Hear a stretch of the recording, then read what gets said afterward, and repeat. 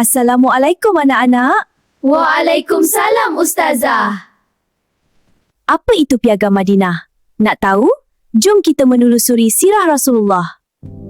Mari kita lihat sirah baginda. Akhlak mulianya memberi kita contoh untuk jadi lebih baik. Ya, Cikgu. Hari ini kita akan mengenali satu perjanjian penting dalam sejarah Islam, iaitu Piagam Madinah. Piagam ini menjadi asas keamanan dan perpaduan negara Madinah.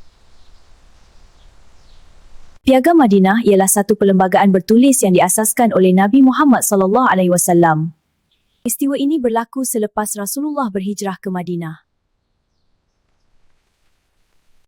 Ia mengatur kehidupan masyarakat yang terdiri daripada orang Islam dan bukan Islam. Tujuan Piagam Madinah adalah untuk menjaga keselamatan dan keamanan negara Madinah. Mari kita huraikan satu persatu Piagam Madinah. Pertama, kewajipan umat Islam. Hendaklah saling melindungi dan membantu dalam kebajikan dan takwa. Umat Islam juga wajib menentang kezaliman, pergaduhan dan perbuatan dosa. Inilah asas masyarakat yang kuat dan bertanggungjawab. Kedua, kaum Yahudi dan bukan Islam bebas mengamalkan agama mereka.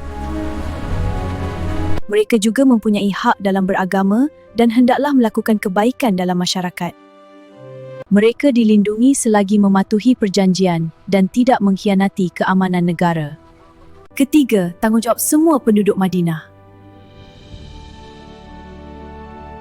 Semua penduduk Madinah mengakui Nabi Muhammad sebagai ketua negara. Mereka juga perlu memberi sumbangan tenaga dan harta demi menjaga keselamatan dan kemakmuran Madinah. Dan setiap perbalahan hendaklah diadili mengikut ajaran Islam. Semua ini bertujuan menjaga keselamatan dan keamanan negara Madinah. Inilah rahsia keamanan sebuah negara. Anak-anak, Piagam Madinah mengajar kita hidup bersama dalam suasana aman dan saling menghormati. Walaupun berbeza latar belakang, mereka bersatu untuk menjaga keselamatan dan keharmonian bandar Madinah.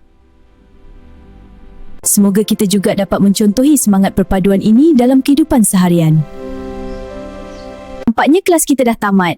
Assalamualaikum dan jumpa lagi.